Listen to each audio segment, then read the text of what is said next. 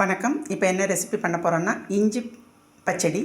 இது சொதிக்கு side dish நல்லாயிருக்கும். எப்படி பண்ணுறதுங்கிறத பார்ப்போம். அதுக்கு ஒரு 100 கிராம் இஞ்சி எடுத்துக்கிறேன்.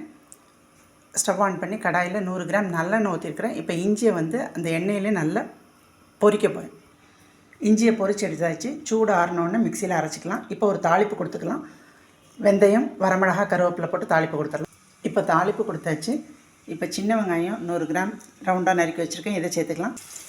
வெங்காயம் சேர்த்தாச்சு. இப்போ தேவையான உப்பு சேர்த்துக்கலாம். பச்சடிக்கு தேவையான உப்பு சேர்த்துக்கலாம். வெங்காயமும் சீக்கிரம் வதங்கிடும். இஞ்சி அரைச்சாச்சு. இப்போ 100 கிராம் சின்ன வெங்காயத்தையும் கோர்ஸாக அரைச்சிக்கலாம். இப்போ வறுத்து அரைச்சி வச்ச இஞ்சியும் சின்ன வெங்காயத்தையும் இந்த எண்ணெயிலே சேர்த்து கொஞ்சம் நேரம் வதக்கிக்கலாம். தாளிப்புக்கு போட்ட வெங்காயம் பொன்னிறமாக வந்தோடனே தான் இஞ்சியும் வெங்காயத்தையும் சேர்த்துக்கணும். 1/4 டீஸ்பூன் மஞ்சப்பொடி, 1 டீஸ்பூன் மிளகாப்பொடி, 1 டீஸ்பூன் தூள்காயம் சேர்த்துக்கலாம். 2 ஸ்பூன் வெல்லம் சேர்த்துக்கலாம். சின்ன நெல்லிக்காய் சைஸ் புளிக்கரைச்சல் சேர்த்துக்கலாம். இஞ்சி பச்சடி ரெடி நன்றி.